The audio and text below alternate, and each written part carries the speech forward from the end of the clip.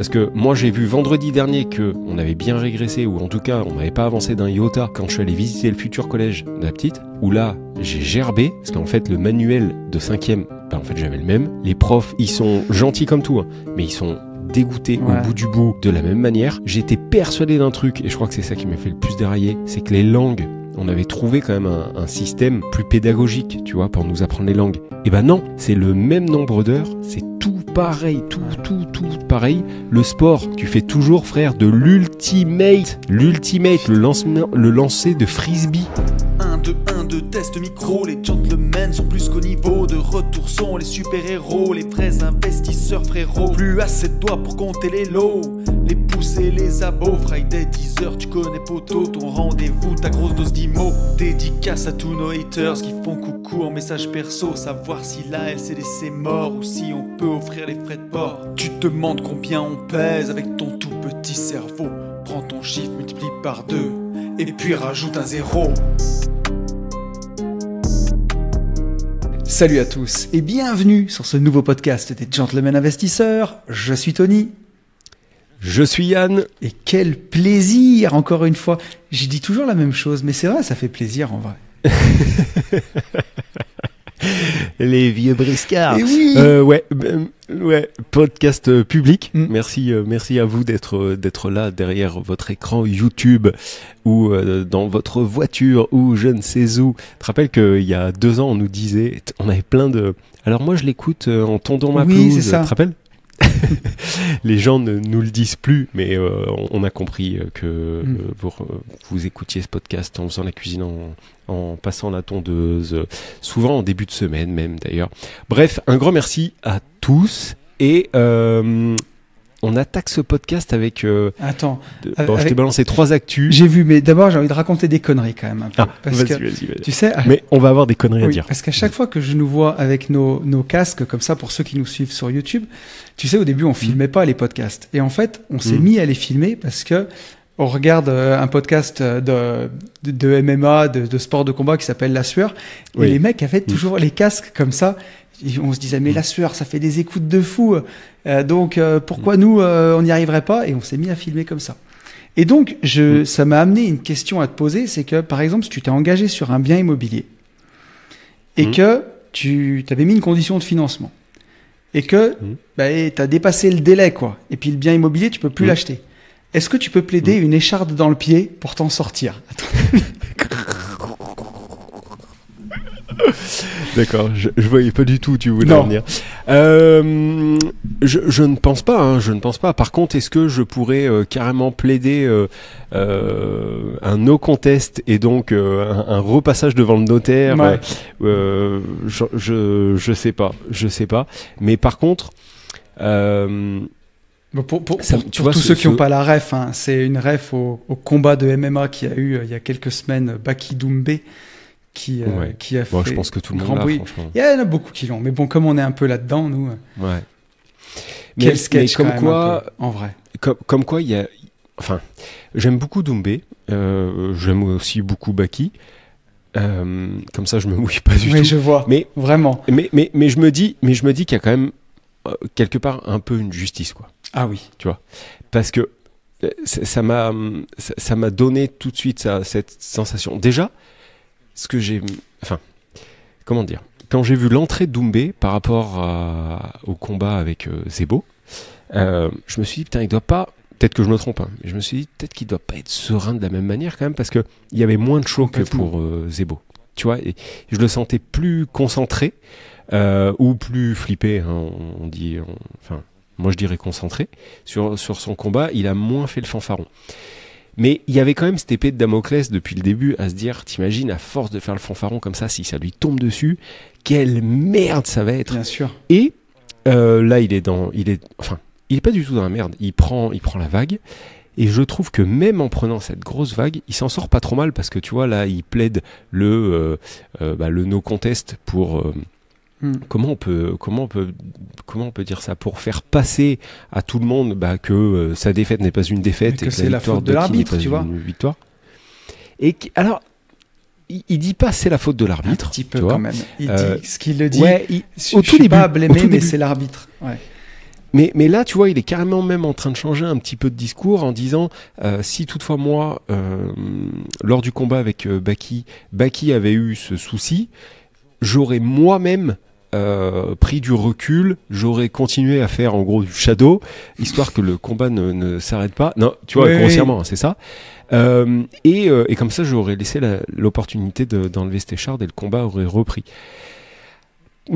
Alors, je le trouve bon en fait dans sa retombée sur ses pattes. Tu vois, je me dis putain, le mec, il va quand même, il va réussir encore à s'en sortir, alors que normalement là, t'es au fond de ta grotte, au fond du seau.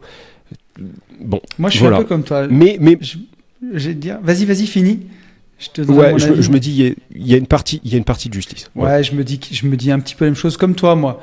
Doumbé, il y a certains côtés, ce qui me fait marrer en fait, parce que c'est pas seulement un combattant, c'est aussi un peu un humoriste, donc il y a des fois ça fait marrer. Baki, j'aime bien aussi, et je trouve que c'est de bonne guerre, et je suis bien content qu'il ait gagné quelque part.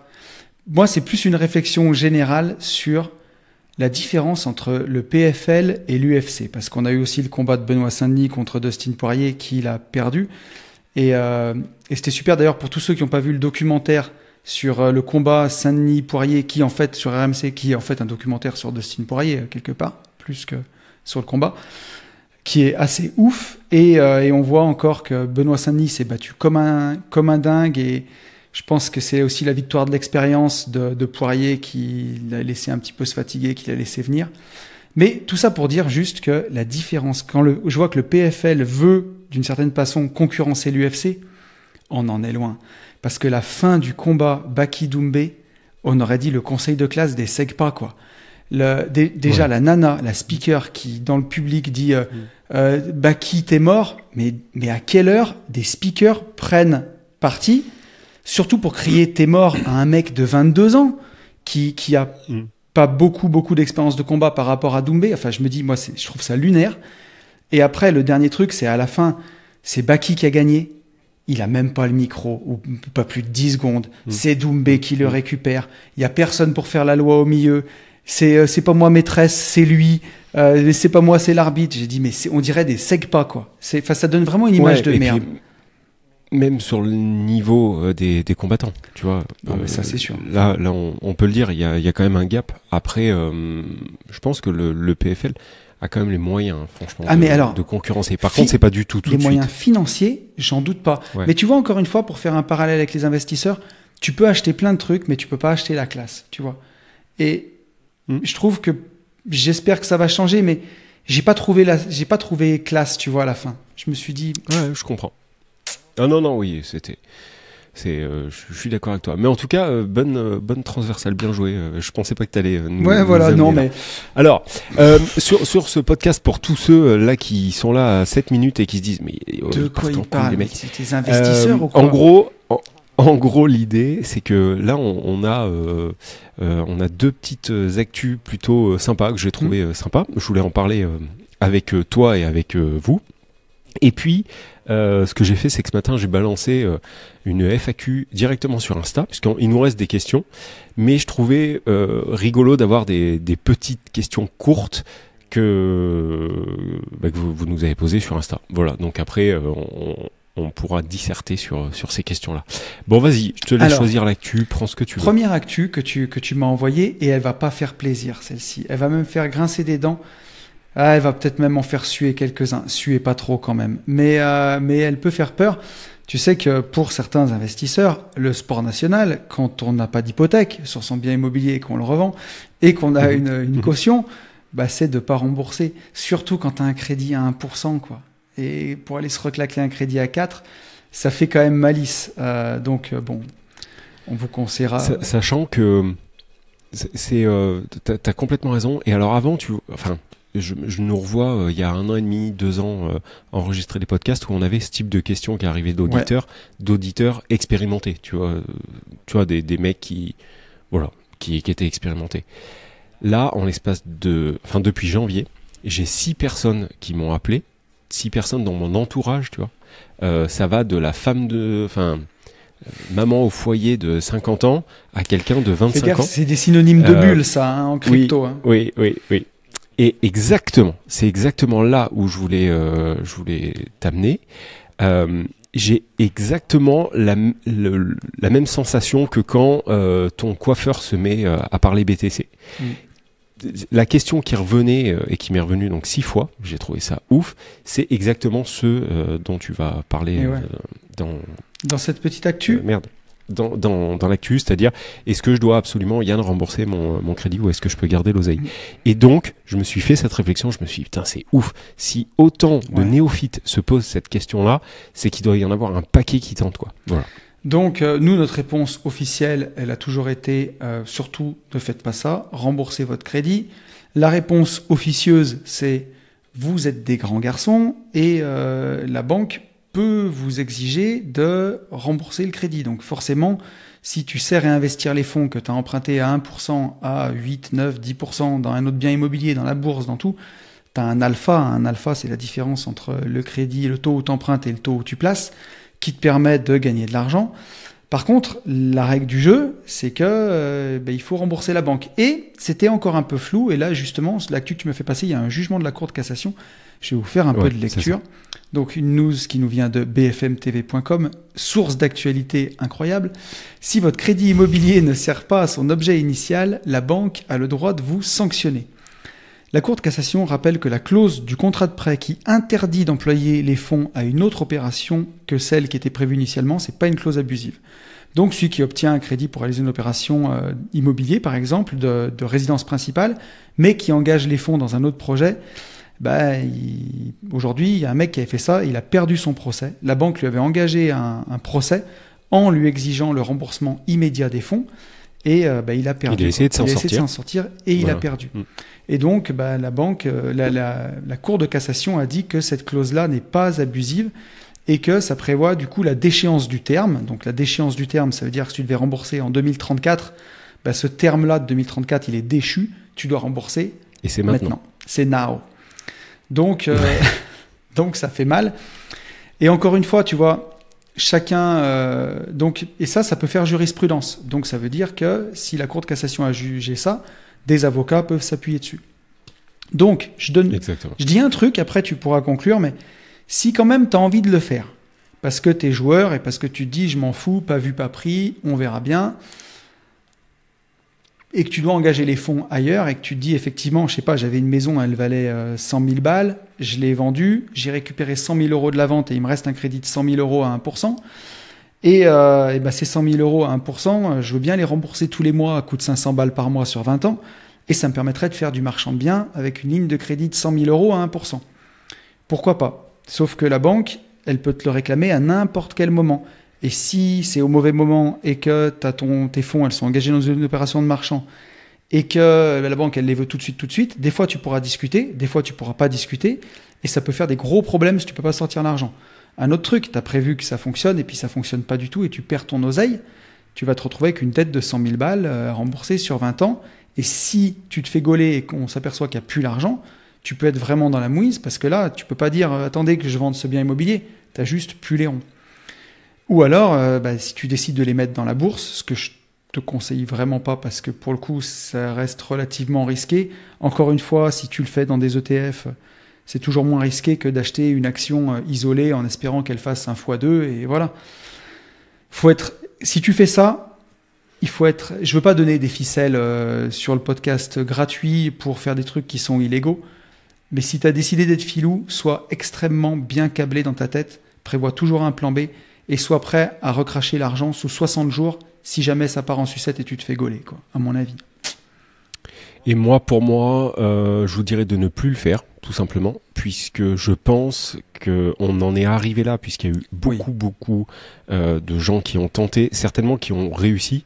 Il y en a aussi qui ont dû se faire péter sur les 3-4 derniers mois de manière un peu abusive, que les banques se sont dit attends, il y a quelque chose qui se passe, et je pense qu'ils vont vraiment éplucher, fouiner, chercher absolument ça, puisque plein de gens le font, ou ont envie en tout cas de le faire. Donc je pense que voilà, il faut arrêter de le faire, parce que vous avez beaucoup plus de chances de vous faire péter maintenant qu'il y a 2 ans, quoi. Mais voilà. Complètement. C'est mon avis. Et ouais, je pense que il y a... Enfin, effectivement, si on commence à t'en parler partout comme ça, en général, c'est pas très très bon signe, quoi. On est bien d'accord.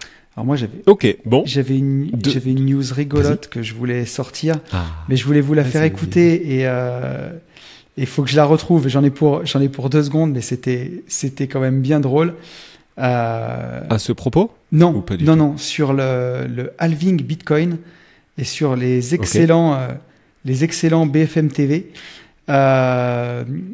Sachant que halving Bitcoin, en tout cas crypto, pour ceux, alors là on est sur le public, mais pour ceux qui souhaitent avoir des bonnes infos de momentum, de sortie, sur le dernier podcast privé, Tony nous fait un laïus d'1 heure, mais pas un laïus comme moi je pourrais le faire où je tourne en rond et j'enfonce des portes ouvertes. Un truc bien intéressant où il vous donne sa stratégie perso. On dit pas que c'est celle qu'il faut avoir, mais en tout cas il vous donne sa stratégie perso pour sortir au bon moment et récupérer un maximum de bénéfices sur les cryptos. Voilà. Est-ce que ça t'a laissé le temps de trouver ou alors est-ce que j'ai encore d'autres trucs à dire? C'était super drôle, mais voilà, je l'ai trouvé. Et je vais te la faire écouter et je pense que tu vas te marrer. Vas-y. Alors, attends. Exceptionnel pour plusieurs raisons, et d'abord parce que on touche un plus haut historique, et aussi parce que ce plus haut, il intervient quelques semaines avant le halving qui, je crois, est prévu mi-avril. Le halving, on le rappelle, c'est le fait de diviser par 2 la valeur du Bitcoin pour, là encore, stimuler la demande. Donc, nouveau record qu'on n'attendait pas sur le Bitcoin. On attend surtout le retour d'Amaury et de Guillaume pour les 100 000. Voilà, et a priori, ce sera le 19 avril. Le halving se produit tous les 210 000 blocs. On poursuit ce... Exceptionnel. Et il fera beau. Il fera beau. Il fera beau, il fera 17 degrés le matin. Donc, je ne savais pas si tu savais, c'est BFM TV. Donc le halving Bitcoin, ça consiste à diviser par 2 le prix du Bitcoin tous les 4 ans. Donc ils sont passés complètement à côté du truc. Alors pour ceux qui sont novices, le halving, c'est surtout les récompenses des mineurs qui sont divisées par 2. Où avant, si un mineur était récompensé d'1 bitcoin, il est récompensé maintenant de la moitié.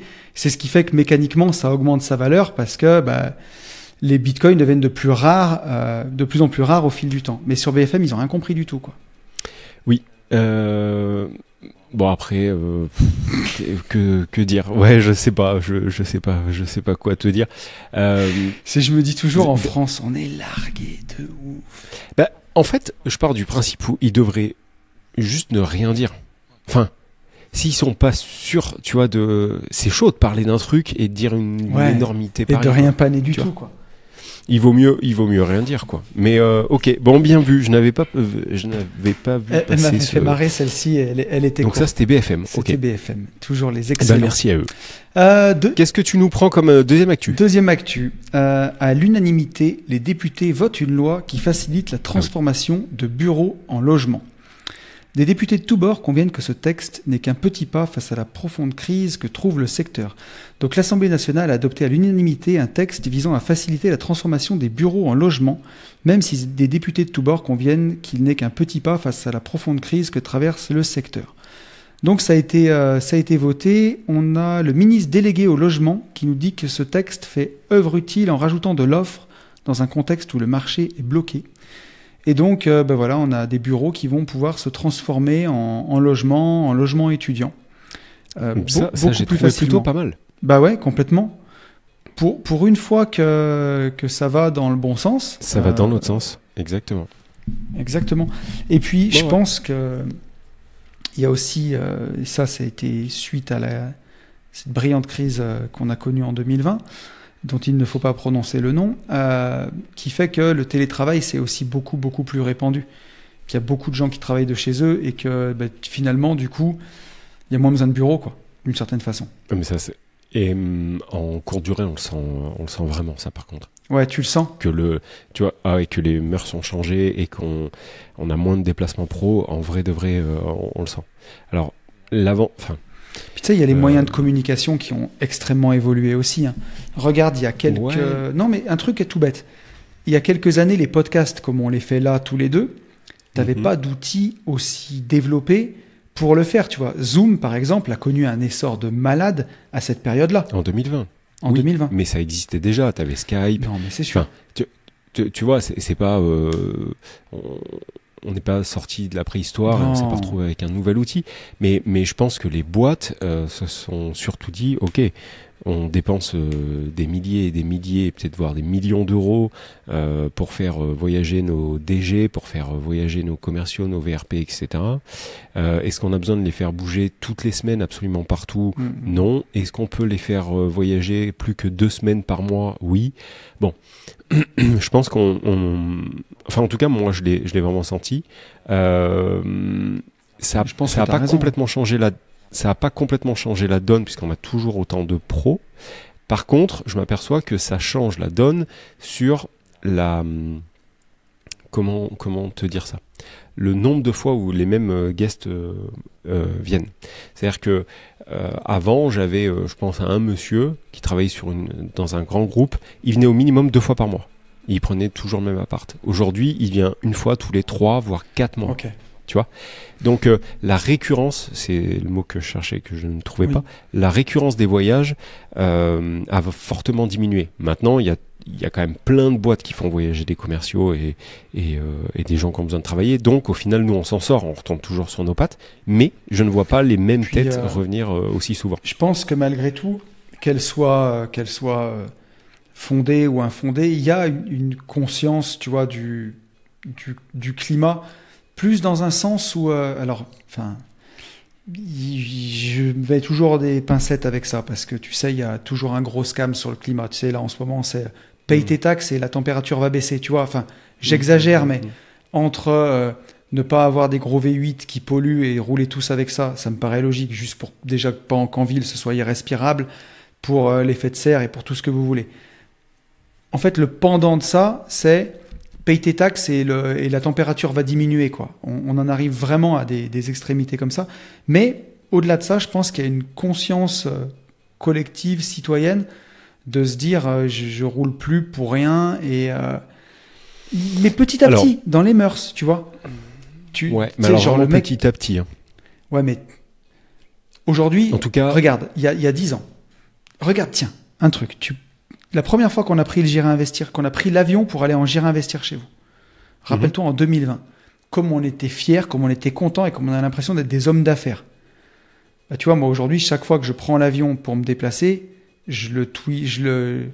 c'est plus devenu cool de faire une story je prends l'avion.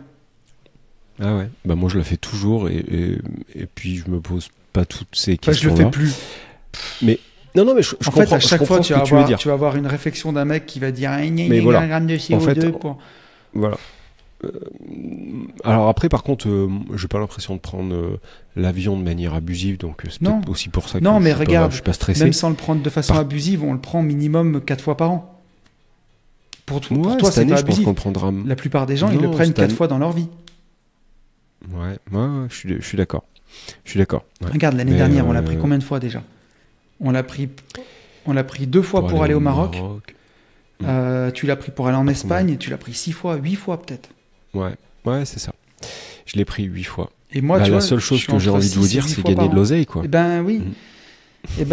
Non, mais la plupart des gens prennent l'avion 6 à 8 fois dans leur vie. Oui, mais parce que... ok, mais pourquoi ? Parce qu'ils ont une vie de merde. Non, parce qu'ils tu vois ce que je veux dire, j'y suis pour rien. Éco-responsables, mec. Ouais, nique ta race. Tu crois franchement qu'ils vont prendre le TGV pour aller à l'autre bout de la Terre ? Jamais de la vie. Hypocrisie de new éco-responsable. Oui, mais c'est pour ça. C'est pour ça. Moi, j'ai pas l'impression de le prendre de manière abusive. Alors, par contre, je devais monter à Paname voir la Tour Eiffel et voir tous les chats rats qui sont autour de la Tour Eiffel. Mais en fait, j'ai des amis là qui en reviennent, qui m'ont dit que alors maintenant, ça fait un moment, tu sais, t'avais des barrières, maintenant je sais pas quoi, ils ont mis des espèces de gros murs en glace, là, en vitre tout autour. Bon, on n'ira pas. On n'ira pas aussi pour une chose, je sais pas si t'as vu passer ça, mais le stationnement à Paris pour les SUV, électrique, ce que tu veux, hein, sachant qu'un SUV c'est 2008, une 2008 c'est un SUV, on est passé, que je te dise pas de conneries, je crois qu'on est à 500 € les 6 heures. T'es sérieux? Je te promets. 500 ou 520 €. Alors parce que c'est simple, je suis allé à Paris au moment où on enregistre ce podcast, j'ai tapé un aller-retour à Paris hier. Tiens, ça peut donner une news pour les auditeurs aussi. Si vous avez mis les pieds à Cuba, comme moi, vous avez besoin d'un visa maintenant pour vous rendre aux États-Unis. Et je t'ai dit une bêtise. Attends, une seconde. Vas-y, poulet. Non, vas-y. C'est jusqu'à 225 € les 6 heures. Wow. Mais bon, j'ai dit 500, j'ai juste fait le double. Mais 225 € les 6 heures quand c'est avec un SUV. Hier, je suis resté au parking entre 9h et 14h, donc ça fait 9, 10, 11, 12, 13, 14, 5 heures, j'ai payé 20 balles. Hier, 19 €. Enfin, ce qui est déjà une fortune. Donc, mais ouais, voilà. Je disais que je suis monté à Paris, justement. Tiens, ça peut faire une petite pause mais pour vous raconter ça. Mais grosso modo, donc, quand vous voulez voyager aux États-Unis, vous avez besoin, et je vais y retourner cet été, vous avez besoin d'un visa maintenant. Donc, tu fais ta demande sur le site internet. Et quand tu as voyagé dans un pays qui considère qu'il a financé le terrorisme, comme Cuba, j'ai eu mon rendez-vous à l'ambassade 400 jours après. Donc en mars 2025.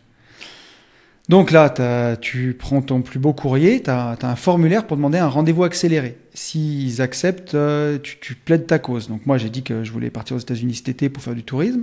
Ils ont été d'accord. Donc ils m'ont donné un rendez-vous 15 jours après. Donc je pouvais monter en train, mais j'avais vraiment pas le goût d'avoir la grève des trains et de me dire que je vais rater mon rendez-vous à l'ambassade. Surtout que si tu le rates, là c'est des Américains, ils rigolent pas. Je crois qu'il faut que tu refasses ta demande complète. Et là, c'est plus accordé le délai court. Et c'est obligé de le faire en physique. Obligé de le faire en physique. Tu dois y aller physiquement et tu dois aller à Paris. Tu vois, moi je suis plus proche de Lyon. Tu peux pas aller à l'ambassade des États-Unis à Lyon. Il y a une ambassade à Lyon, c'est Paris. C'est la punition. Donc je suis arrivé là-haut avec 2 heures d'avance. D'ailleurs, tu vois, j'ai dormi sur la route parce que je voulais pas me faire toute la route d'un coup. Tu vois, réflexe, je ne paye que le juste prix pour les choses. J'ai pris un petit Ibis budget à 52 €. Impeccable. Moi, je suis arrivé à 23 heures pour me casser à 6 heures. C'était juste pour dormir. T'as pu charger vraiment... en plus. Comment? T'as pu recharger. Il y en a où tu peux recharger. À côté d'une borne Tesla, si tu veux, je l'ai pris. Ok. Mais ouais, ça vaut pas plus que 50 balles, frère.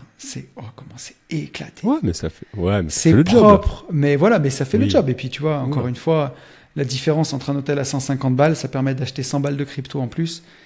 Et en bull run, tout le monde sait que 100 € peut valoir 300 ou 400 €. Exact. Donc, bref, j'arrive là-haut, je me mets au parking, juste à côté, c'est Place de la Concorde, l'ambassade des États-Unis, c'est assez impressionnant.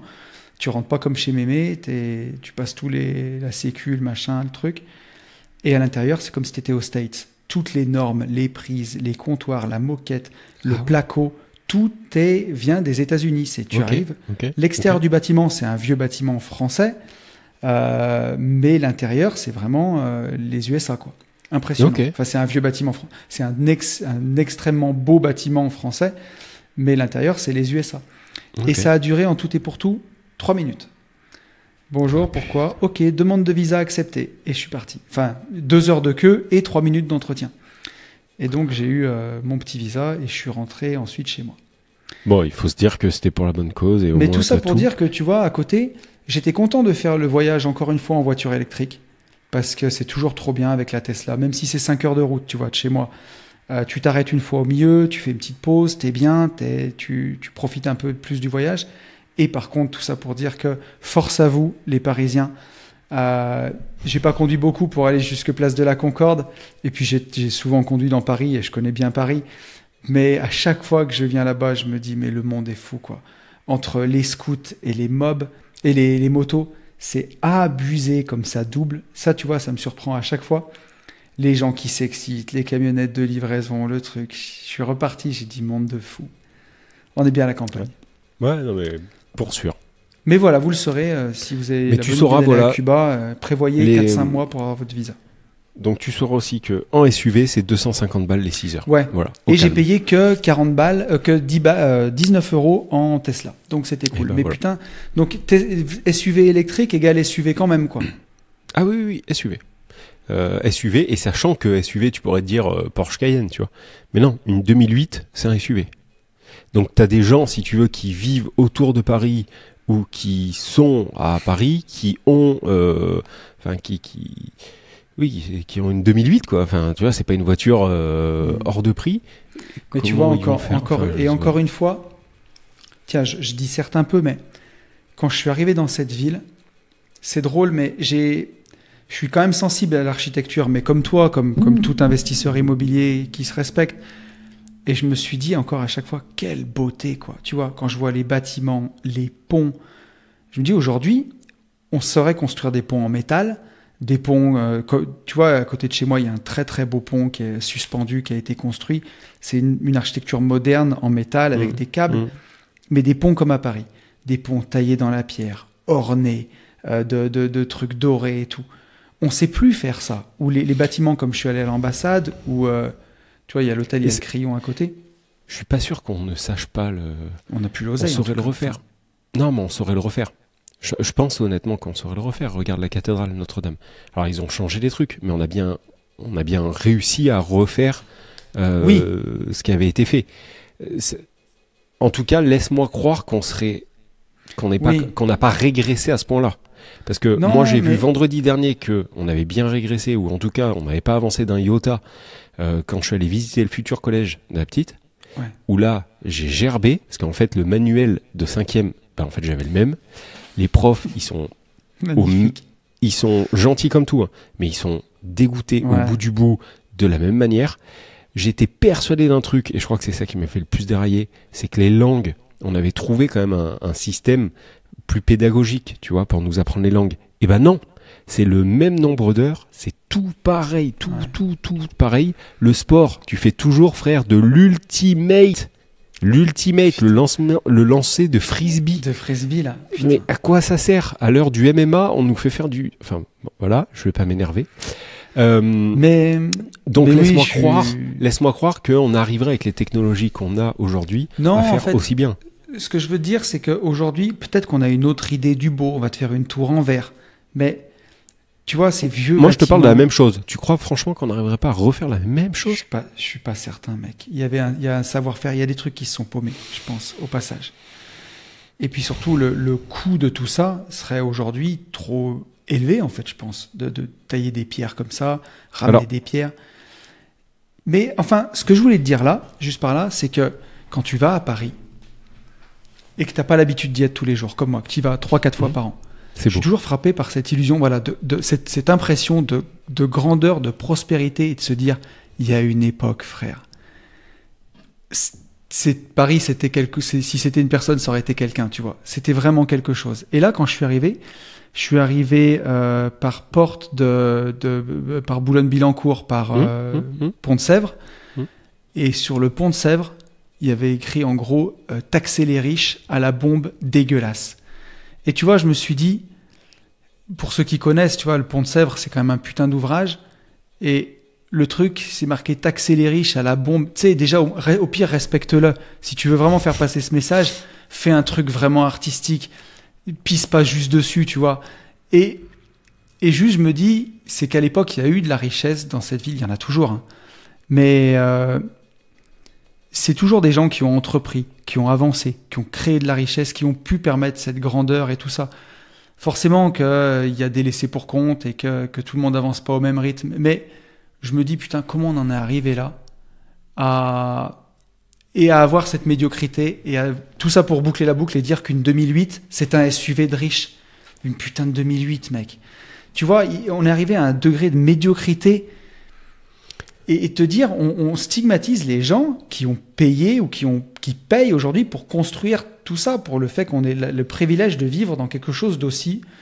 Bien sûr, Paris, on se focalise sur les rats et ça pue la pisse, mais ce que je veux dire par là, c'est tu marches dans la rue, c'est quand même encore inspirant, tu vois. Je suis passé dans certains quartiers hier, à côté de la place de la Concorde. Putain, il y a de l'oseille et ça présente encore, tu vois. Et je me dis, faut préserver ça, je sais pas. Enfin, bon, je sais pas, on fait tiep quoi, mais bon. Revenons à nos questions, parce que je vois le coup qu'on va pas pouvoir prendre plus de deux. Première question, la RP. C'est une question à laquelle on a déjà répondu, mais on peut avoir changé et évolué. La RP, un actif ou un passif? Je pense actif dans le cas d'un achat-revente pour investir ensuite. Tu veux que je réponde en premier ou pas? Vas-y, ouais. Moi, je pense qu'il y a ça vient tout de Kiyosaki, ça. Mais dire que la RP est un passif... C'est une connerie. Ouais, c'est une connerie. Dans le fond, quand t'as tout mesuré, c'est un énorme scam. Bien sûr que si tu caricatures à la mort, t'es un petit couple, tu viens de te mettre ensemble, ça fait 2 ans, tu gagnes 2 000 € chacun, tu vas à la banque et tu dis « Bonjour, on gagne 4 000 € à deux, combien qu'on peut emprunter, s'il vous plaît ?» Et qui te disent « Bah écoutez, ça fait 35%, ça fait 1 640 €. » Ah d'accord. Et donc ils vont acheter la RP la plus claquée possible, la plus grande, la plus chère, pour 1 640 € par mois de remboursement avec les frais de notaire. Ah ben on a oublié les travaux, ah ben on a oublié que ça coûterait du chauffage, on a oublié que ça coûterait de l'élec, on a oublié que ça coûterait de l'assurance. Et qui se retrouvent comme ça, oui, forcément, c'est un peu un passif, t'es un peu dans la merde. Par contre, de l'autre côté, ne pas acheter sa RP, c'est ne pas figer sa mensualité dans le temps, parce que les go locataires forever, moi la même baraque que j'ai fait construire en 2019, premier loyer 871 €, loyer actuel 1300 balles, en 5 putains d'années. Donc là, c'est pas le locataire qui l'a subi, mais au changement de locataire, il a quasiment doublé. Donc ça, c'est pas arrivé au mec qui a acheté sa maison. Il remboursait 528 € en 2019, aujourd'hui il rembourse toujours 528 €. Et surtout quand tu arrives à la retraite, tu as un toit sur la tête, tu as une maison payée. Pour tous ceux qui ont eu... Aujourd'hui, c'est plus mon cas, parce que moi, j'ai vendu mon ancienne RP, j'ai décidé de réinvestir ma plus-value dans plein d'autres trucs qui m'ont rapporté plein de sous, mais j'ai décidé de reprendre une RP à crédit, où j'ai la chance d'avoir un taux à 1,2%, donc on est bien. Donc j'ai un crédit tous les mois. Et j'ai bien utilisé la RP comme levier. Mais quand tu as une RP où tu n'as plus de crédit, comme toi, c'est trop bien. C'est trop bien. Ah oui, et puis c'est un putain de plus-value pour la banque. Alors, bon, j'ai dit plein de trucs. Non, mais en fait, je vais aller très vite parce que je suis absolument d'accord avec tout ce que tu as dit. Le seul truc que je rajouterais, c'est avec le contexte actuel, quand effectivement vous devez aller lever des fonds, le signal vert fluo que vous envoyez quand vous dites j'ai ma RP, alors d'autant plus si elle est déjà payée, mais sans même parler du côté actif, passif, etc. Parce que moi aussi je comprends là ce qu'il veut dire.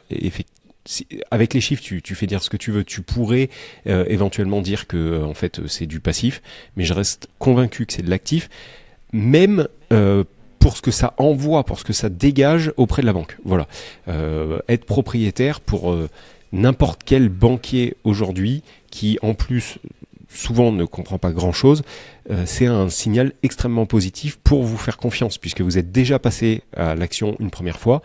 Et puis, on peut, dans leur tête, même si c'est pas complètement vrai, on peut venir vous chercher quelque chose.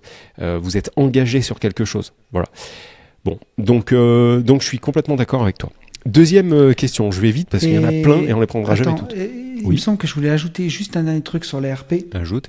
Oui, non, et tous les gens qui vous disent n'achetez pas votre RP, tous les influenceurs qui sont catégoriques surtout, qui ont aucune nuance, fuyez-les. Voilà. C'est vrai.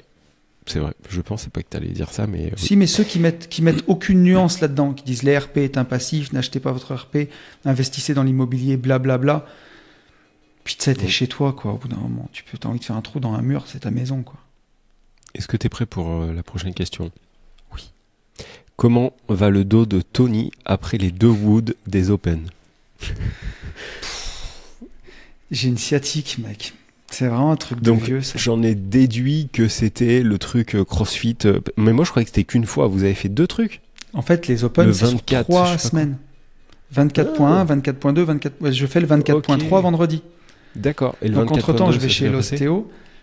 24.2, moins bien, parce qu'il y a des double under, donc la corde à sauter où tu dois faire passer 2 fois sous la corde à chaque fois. Okay. Et mes double under, j'arrive à passer des séries de 30 quand je suis en forme. Sauf que là, il y en avait quasiment 300 à faire. Et donc, la première série, j'en ai passé 30. La deuxième, j'en ai passé 10. Et après, c'était un par un. Et là, quand tu les fais un par un, c'est long. Très long. Et surtout que tu fais des simples entre-temps. Donc, je te dis pas, le dimanche matin, je peux plus marcher. J'avais 2 quilles à la place des mollets.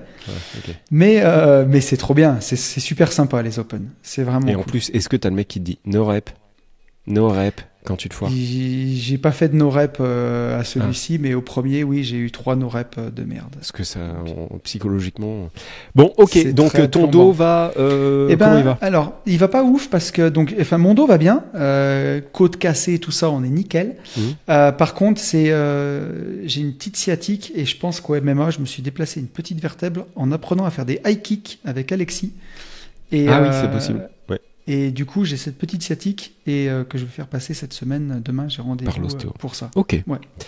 Nouvelle question. Comment envisagez-vous le coût des travaux sur l'année 2024? Je te laisse démarrer et après, je dirai ce que j'ai à dire. Je sors ma boule de cristal. Non. Comment tu le fais, toi? Comment tu le gères en 2024? Ah, le coût des travaux. Bah écoute, Comment aujourd'hui, envisagez-vous vos coûts? Ouais, moi je comprends ça. Toi, tu crois qu'il Alors. nous demande de connaître les coûts des travaux en 2024? Non, Ben, pour j'en moi, sais il rien. nous dit comment vous faites, quoi. Bah, en tout cas, alors je te dis comment je fais. Cette année, pour l'instant, j'ai un seul projet locatif long terme. C'est mes cellules artisanales là. Le reste, j'ai un peu mis le haut là, justement parce que les prix de l'IMO baissent pas en ce moment et que je trouve pas d'affaires particulièrement bonnes où que j'arrive à négocier pour la faire. Donc pour l'instant, j'ai pas mis en stand-by, mais j'ai rien en cours, sauf ça. Et là-dessus, les prix de travaux ont baissé. On a redemandé des devis parce que le prix du métal a baissé. Et donc, sur toute la partie charpente métallique, j'ai eu des baisses de prix là-dessus. Donc, tant mieux. Et voilà. Et après, j'ai pas de travaux vraiment en cours. Moi, à chaque fois, comment j'envisage, j'ai une maître d'œuvre, de toute façon, qui me suit mes chantiers, qui me fait tous les chiffrages avec les entreprises qu'elle a habituellement. Donc voilà. Mais donc cette année, pour moi, de toute façon, chaque fois qu'on a un top en travaux, ça avait déjà été compliqué de faire renégocier un peu la charpente, tu vois. Quand ils t'ont annoncé un prix, en général, ça baisse rarement. Alors pour ma part, j'ai pas de travaux en cours, donc ça règle beaucoup de problèmes. Cependant, pour discuter avec pas mal d'artisans, pour avoir beaucoup d'artisans à leur compte, surtout du côté de ma belle famille, je pense que sur 2024, il va falloir encore plus qu'avant faire jouer la concurrence. Le milieu du bois est en très mauvaise posture. Les scieries déposent le bilan les unes derrière les autres. Je connais des gens en chair en os qui se lèvent tous les matins pour faire tourner des scieries et qui tous les jours essayent de perdre moins de 2000 € par jour. Voilà, donc qui perdent de l'argent à faire tourner leur exploitation. Ça fait mal. Hein. Ça fait très mal. Et tout ça dû surtout au fait que la construction ne reprend pas, ou en tout cas est à l'arrêt. Et de ce fait, les artisans, les artisans du bâtiment vont forcément avoir leur carnet de commandes qui vont fondre comme neige au soleil. Donc on va avoir, je pense, à partir de septembre, je pense qu'on va pouvoir faire jouer la concurrence fortement et que tout le monde va commencer à serrer les dents et à avoir besoin de nous et de vous. Donc perso, comment j'envisage en 2024, exactement comme en 2022 ou en 2023, c'est faire jouer la concurrence, faire énormément, en tout cas plus de devis qu'avant. Et la dernière chose, si on ne passe pas, comme tu viens de le dire, par un maître d'œuvre, et alors j'irai presque jusqu'à t'offenser en disant que en 2024, voire début 2025, si vous avez la compétence et le temps, sortez même de la partie gestion par un maître d'œuvre, puisque vous aurez, je pense que ça va vraiment vous offrir plus de solutions de négociation, plus de largesse sur la négociation de vos devis, mais par contre il faut de pas le faire avec un maître d'œuvre. Ouais. Alors, par contre, alors okay. Non, mais attends, je parle pour la négociation. Oui. Je te parle.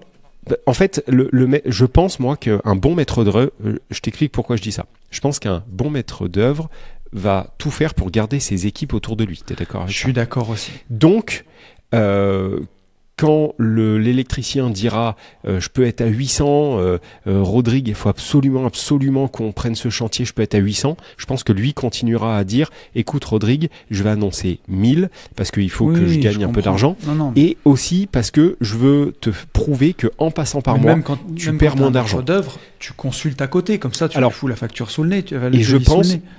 Je pense que sur la gestion des devis et non pas des travaux, il faudra essayer de passer en direct et négocier. Je pense qu'on aura une marge de négociation qui sera plus large qu'en 2023, très honnêtement, surtout à partir de septembre.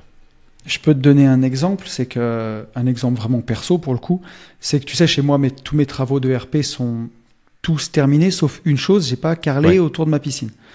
Donc j'ai 70 mètres carrés de dalles béton à carreler. Et pour ça, j'avais prévu autour de 120 € du mètre carré à peu près. Je m'étais dit, pour acheter des carreaux et les faire poser, on devrait s'en sortir, tu vois. Surtout que c'est du carrelage que j'avais négocié autour de 40 ou 45 € le mètre carré. J'avais un bon tarot, puis vraiment des trucs de qualité. Donc ça laissait vraiment de quoi faire la pose. Et en fait, donc si tu fais ça, 120, ça fait 8500 balles, quoi. Et j'ai eu des devis au double, à 15 000 €. Et donc, 2-3 devis d'artisans, tous dans cette fourchette, qui avaient dû me voir venir, je pense. Et puis quand je leur ai dit, vous vous rendez compte qu'on est sur du quasiment 250 balles le mètre carré, tu vois. Je dis 250 balles, limite, je peux faire carreler en marbre, tu vois. À un moment, il me dit, ouais, c'est vrai, c'est cher, machin. Et c'était il y a 1 an, donc en pleine bourre, là, tu vois, juste avant qu'on soit dans le creux. Et j'en ai un qui est revenu spontanément, et de 15 000, on était passé à 10 000 balles, déjà. Mais... Et si tu veux, tout ça pour dire que même aujourd'hui, je paye toujours le juste prix des choses, tu vois, et les 15 000 balles que j'ai pas du coup foutu dans ma terrasse, ils sont partis dans la crypto. Comme ils sont partis il y a 1 an dans la crypto, je te laisse imaginer combien ils sont devenus. Mais blague à part, ce que je veux dire, c'est je déteste surpayer les choses, et je déteste aussi me faire prendre pour un Américain. Et donc, faites-y gaffe. Et justement, aujourd'hui, pour l'instant, c'est toujours pas carrelé. J'ai dit, je verrai bien le moment venu. Et je voulais commencer à reconsulter justement pour voir si c'était rentré dans l'ordre, tu vois. Parce que le gars qui est revenu, c'est hors de question. Tu peux pas passer ton devis de 15 à 10 000 comme ça. Donc, je vais consulter d'autres carreleurs. Mais il faudra faire jouer la concurrence, bien sûr. Enfin, ouais, ça plus que jamais. Et je pense très honnêtement que on aura vraiment plus de marge sur fin 2024 que sur 2022 et 2023. Voilà. Ce n'est que mon avis, c'est pas une boule de cristal, mais en tout cas, c'est vraiment. On n'en sait rien, mais ouais. Faites vraiment jouer la concurrence. Mais il y a quand même il y a quand même des signaux, franchement. Ce que je veux dire, c'est qu'entre la boîte qui a du boulot et celle qui a pas de boulot, tu peux avoir 20%, 30%, 40% d'écart des fois. Après, il faut faire gaffe. Il faut surtout savoir pourquoi la boîte n'a pas de boulot. Est-ce que c'est qu'elle est mauvaise? Parce que il faut pas chercher que le prix non plus. Et tu vois, et après, et c'est aussi pour te dire ça, sorti de ça, j'ai extrêmement de mal à trouver un carreleur pour te carreler une terrasse. Juste quelqu'un qui sait faire déjà. Okay. On en revient sur les bâtiments de Paris, tu vois. Moi mais c'est trop loin. Non, mais et pareil, tu vois, il y a aussi, bref, enfin. C'était plus compliqué pour trouver des gens qui savent faire. Quoi. On prend une dernière question. Par contre, il faut qu'on réponde gros en 4 minutes, pas plus. Parce que sinon, ça va sonner. Vous allez entendre la sonnette. Parce que j'ai mon rendez-vous qui arrive. Puisque je me suis planté dans les horaires. Je suis désolé. Okay. Et il y en restera qu'on pourra reprendre plus tard. Ouais. Quels sont vos objectifs pour cette année sur les GI? J'ai trouvé bien comme question. Ah, bien. Je réfléchis. Qu'est-ce qu'on s'est fixé, mon pote? Non. Alors, ça dépend si on parle des objectifs financiers. Pour être tout à fait transparent, on n'en a pas trop quand même d'objectifs financiers. On se dit jamais on va faire X. Non, on n'en a jamais. C'est peut-être un défaut, mais on n'en a jamais fixé. Non. Après, objectif. Je te laisse réfléchir, mais moi, mes objectifs pour 2024, c'est qu'on s'éclate toujours autant, que les expériences qu'on valide avec vous soient toujours aussi cool à vivre, voilà, comme le MMA, tu vois, c'était un nouvel objectif de changer, de passer du Maroc, d'aller à l'Est, etc. Oui. Donc, pour moi, objectif rempli. On fait la même chose au surf, puisqu'on change de bergerie. Et je pense que ça va être très très cool. Mon objectif, moi, c'est vraiment de réaliser la même année 2024, enfin une année 2024 à l'image de celle de 2023, que tous nos events soient hyper cool, qu'on ait aucune catastrophe, aucun noyé au surf, pas de crash en moto, tu vois, non mais c'est vrai, et qu'on puisse toujours autant voir de sourire et de joie quand les gens sont avec nous et autour de nous et qui kiffent le MMA alors qu'ils saignent du nez. Voilà. Moi, c'est vraiment l'objectif que je me souhaite, quoi. Je vais pas rajouter grand-chose. En vrai, c'est exactement ça, tu vois. Surtout que, pour le coup, avant, on fonctionnait toujours un coup t'organisais sur ta boîte, un coup sur la mienne. Et la vraie boîte des Gentlemen Investisseurs, elle a vu le jour il n'y a pas si longtemps que ça.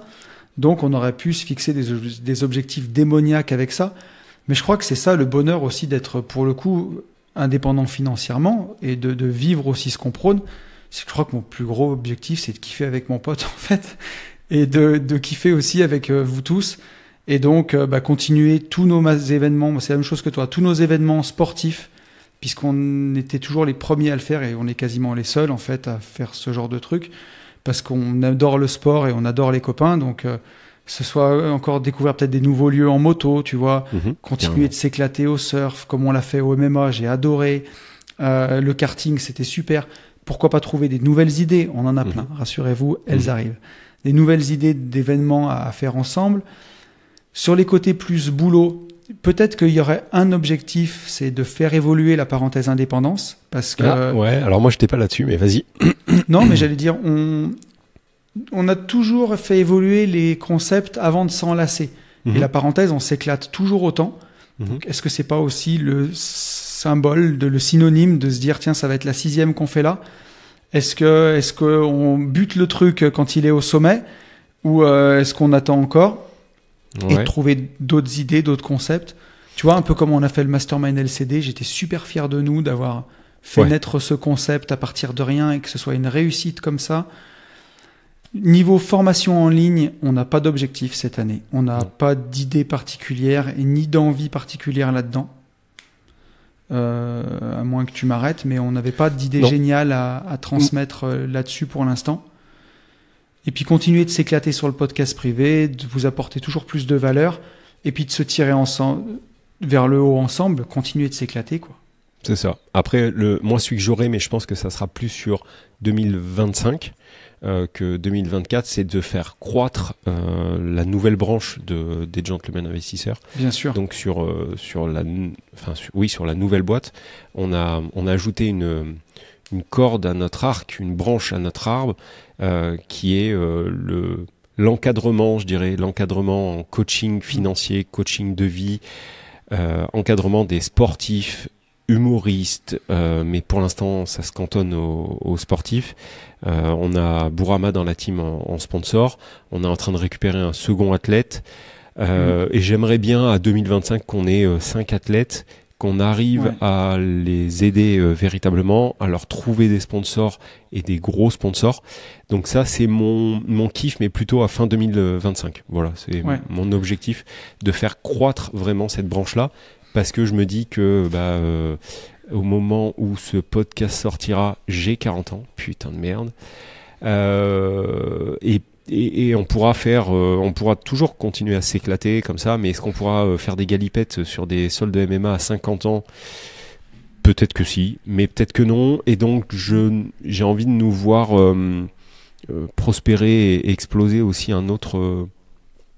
explorer, exploser, prospérer dans un autre truc, en fait. Voilà. Et puis ça, c'est vraiment une cause, entre guillemets, qui nous tient à cœur. C'est...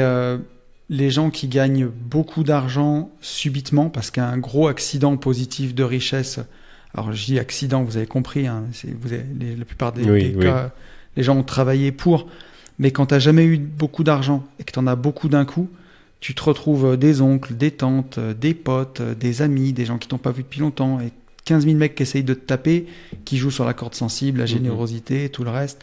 Tu fais confiance aussi des fois à des mauvais mecs, et Envie, notre but, c'est de faire énormément de pédagogie, de faire ce qu'on fait à la parenthèse, mais Exactement. pour des sportifs, pour leur donner cette souveraineté, cette clairvoyance, de comprendre ce qui est bon pour eux, les bons actifs, et d'en faire des hommes d'affaires, tout simplement, ceux qui en ont envie. Il y a ça, et il y a aussi la partie management sur la partie sponsor, trouver les sponsors, gérer les sponsors. Ça, c'est une première chose, effectivement. Et la deuxième, c'est leur trouver des sponsors pour leur permettre d'avoir l'esprit libre, en fait, pour se consacrer à leur discipline, parce que ça nous tient à cœur. Et ça, c'est trop bien. Et encore une fois, quel bonheur de développer cette boîte, quel bonheur de vivre ça, et puis de créer librement.